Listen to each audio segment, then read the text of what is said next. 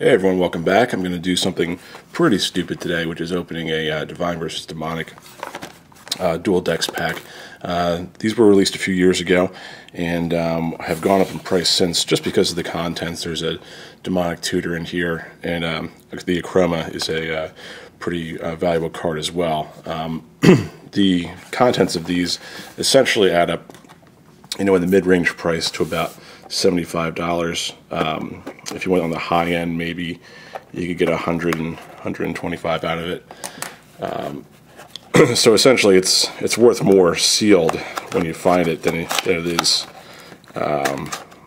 in the open state. And I'm destroying the box anyway. But I figured there's one video of this on YouTube, and it's not the best quality. So I figured why not open it up and just show everyone what it looks like. Looks like they're pretty sealed in there.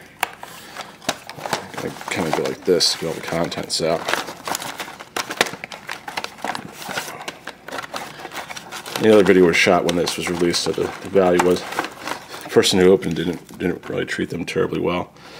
So that's it for the contents here. Looks like we're going to have two deck boxes, one for the Demons, Demonic side, and one for the Divine. How to play guide, and a how to play the decks as well. So we can get right into the Divine side. I'm gonna be a little careful here. I don't want to damage any of the cards, obviously. At the same time, it's a little tricky to just open these with your hand.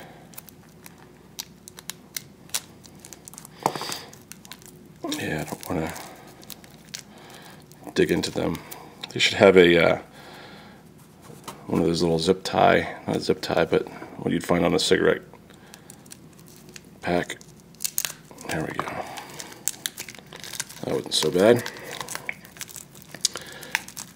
So with the Divine side, you got our hero card here. She's a 6/6 for 8 legendary angel creature, flying, first strike, vigilance, trample, haste, protection from black and from red. So pretty much everything on one card. Very cool artwork. Very neat card. So we've got our land base here.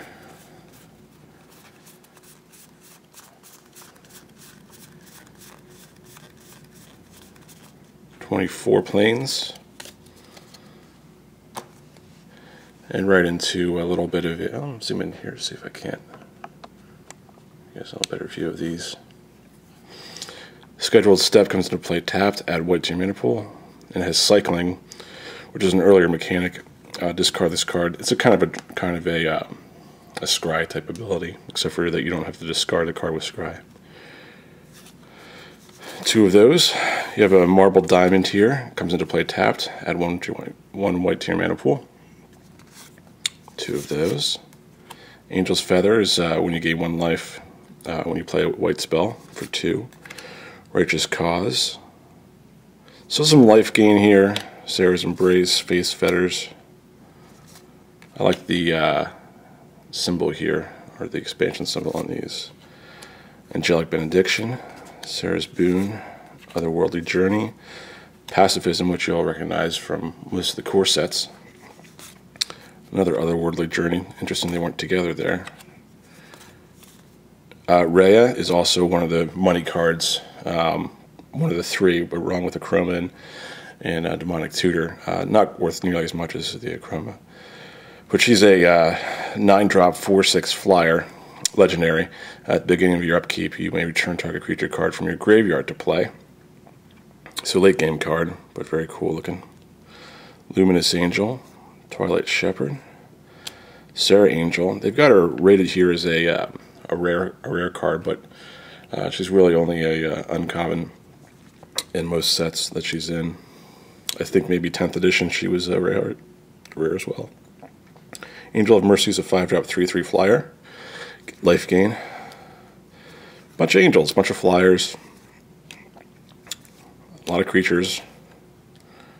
Angelic Protector, Venerable Monk, Charging Paladin, 2 of those, Angelic Page. And there wasn't much no way, and a spirit token. These tokens are actually worth more than most of the commons in this set. They're actually worth more than some of the uncommons. So kind of cool looking card there. So that's the Divine set. I'm going to go ahead and sleeve these up and do a test draw with them as well to kind of show you guys what they look like. This packaging is actually already a little opened. The box was sealed. I'm not worried about it. Hopefully there's no damage there.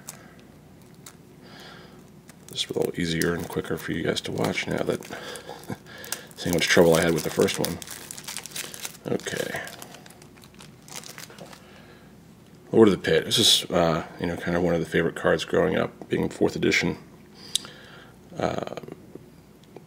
type era playing, and very cool artwork. I like I think it was about 10th edition, I mentioned that again, but they had a little bit different artwork on it, but it was really cool. I like the jet being shot out of his head there. It's pretty cool.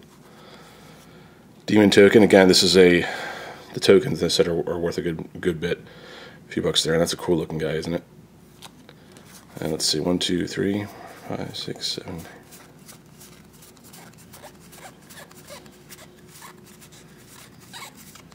$24 swamp.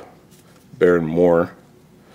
Some of our alternative here, cycling at Black Team Mana Pool comes into play tapped. 2 of those. Demon's Horn's a very good card, I think. 2-drop, and this was, I believe, first appeared in Mirrodin. Maybe it was before then. Black spell, gain 1 life, which you don't really associate life gain with black, but it's here nonetheless. And you kind of see that type of card where it's the same, ability, different colors with all the key runes and the staff of the Magus in the more recent sets. Consume Spirit, Corrupt, Promise of Power, Breeding Pit to go along with your Lord of the Pit. 2 of those, Bought in Blood. Each player sacrifices 2 creatures. Oni Possession, Dark Banishing is a good card. There's your Demonic Tutor. Pretty worthwhile card. This is actually one of the more expensive versions of Demonic Tutor you'll find. I think only Alpha and Beta are worth more than it. There might be a Judge promo out there as well, but it's worth more than the revised and unlimited versions. At about $25, I think, maybe 20. Cruel Edict, Unholy Strength, 2 of those. Duress is a good card where you. It's a discard card where you choose from your opponent's hand. Dark Ritual, which I think isn't very legal these days. Kuro Pit Lord, Revered Demon, Fallen Angel, Crackling Imp, Abyssal Spectre, Soul Rinker, Demon's Jester, Soot Imp, Stinkweed Imp, Overeager Apprentice, 2 of those, Dusk Imp, so a bunch of imps, some flyers here too, so you're not I was worried about that with the white deck being entire flyers, would it really be too competitive against each other, but it looks like it is. But these are all imp types. I was expecting more of them to be demons. Horror, Abyssal Gatekeeper is a good card. And a Thrall token. Alright, I'm going to pause it now. We're going to sleeve up these two decks, and we'll get right back with the test. Alright, everyone, welcome back. I've got all these sleeved up, pile shuffled, and overhand shuffle. Just do one more quick one here. When I was sleeving these up, I don't know what it is about these white Pro Mat sleeves, but they seem like they're a good bit tighter than the black ones for some reason. I don't know why. And they took a little bit longer to get in there than the black ones did, I think. Something else I noticed or thought about was that when I did the opening of the box, I didn't notice a die in there. Usually, or for some reason I thought they came with a die. I guess they didn't, or I entirely missed it. And nothing in the box there. And I had a Heroes versus Monsters from Theros time frame here just a minute ago, and I don't think there was one in those guys. So either I missed it or it fell off the table here, but if I did, I'll post a picture of it or drop it in somewhere here. So just assuming white goes first, We'll just draw 7. Take a look what we get.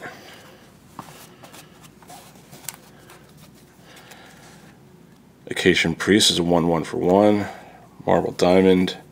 Face Fetters, 4-drop enchantment. Plains, 2 plains, and a chroma. So right off the bat, we've got, our first 2 turns with plains. You can put your Acacian Priest out in the first turn. Marble Diamond out in the second. Second turn, you get another plane. So you're well on your way here to even casting Face Fetters, as long as you get something else here in the next few turns as far as planes go. Secluded Steppe there. So you've got enough here, and with your Marble Diamond, it was not a bad draw at all. So pretty good on the white side. Let's see how, or the divine side, let's see how the demonic does here. I think I did an extra shuffle here, but just in case. Draw 8 here. Well, 4. Let's do 7 anyway. Got our swamp. 3 swamps. Good. So, good mana balance in both of them. And Holy Strength can't do much here for the first few turns. But you can use your Dark Banishing on the 3rd turn. See, our first turn we got another swamp. So we have pretty good mana base. Second turn, so you're not really doing much here at all until the at least the 3rd or 4th turn at all. Man, more mana there. Ooh, what do they call that when you get a bunch of land in a row? And I shuffled that pretty good. Maybe I over shuffled it with the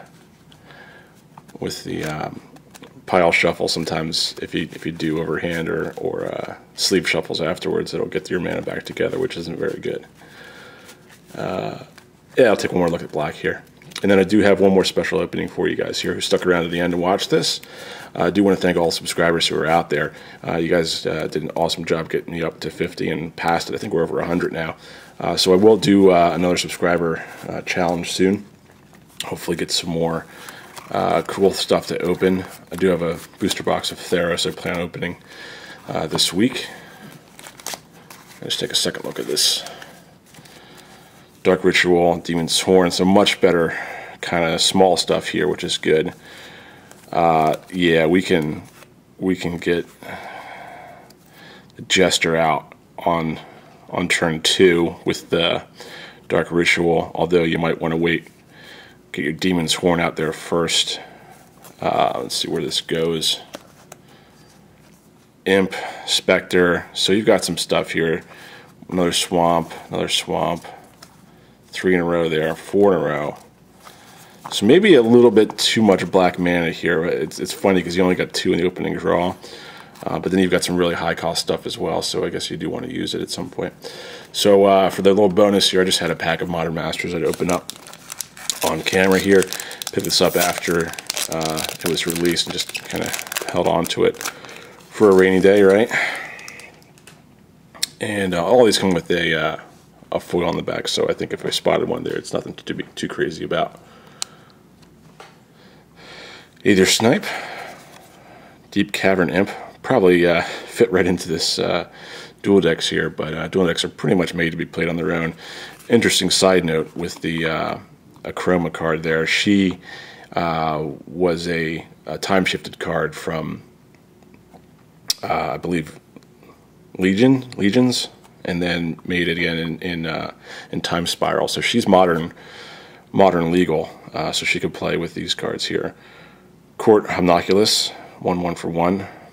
Artifact gets +1/+1 as long as you control another artifact, which is really a 2/2 for 1. Kithkin Greatheart, Fiery Fall. Sentinel Woodreaders, Saltfield Rescue is a 1/2 for 3. Peer Through Depths. Raven's Crime, Walker of the Grove. First uncommon is a Kitchen Finks, probably one of the better uncommons in this set. It's a 3/2 for 3. When it enters the battlefield, you gain 2 life. And it's got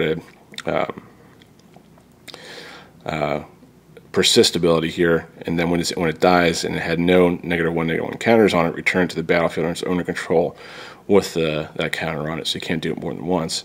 But it's a cool card. And it's got life gain. Relic of Progenitus. 1-drop artifact. Tap, target creature exiles a card from his or her graveyard. Tap 1 and exile this card. Exile all cards from all graveyards, draw a card. So that's kind of cool. That's actually very good if your opponent had a Tarmogoyf. Worm Harvest is a 5-drop sorcery. Put a 1/1 black and green worm creature token onto the battlefield for each land card in your graveyard, and it has retrace. And that's the kind of the thing with Modern, is that you've got all these different mechanics here that kind of pop up or crop up. Retrace is that you may cast this card from your graveyard by discarding a land card in addition to paying its other costs. So that's actually pretty cool. But confusing if you've got a lot of different... I'm glad they tell you what all the mechanics are. And for our rare, Earwig Squad. So 5/3 for 5 with Prowl. 2 generic, 1 black. You may cast this for its Prowl cost if you dealt counter damage to a player this turn with a Goblin or Rogue. When it enters the battlefield, if its Prowl cost is paid, search target opponent's library for 3 cards and exile them. Then the player shuffles his or her library. So this really would only go in Goblin Rogue deck. And our foil is Sting's Courger. It's a 2-drop 2/2. And then a Goblin token. So thanks everyone for watching. Appreciate all the views. Like, comment, subscribe, and hopefully I'll have some more openings for you soon. Take care.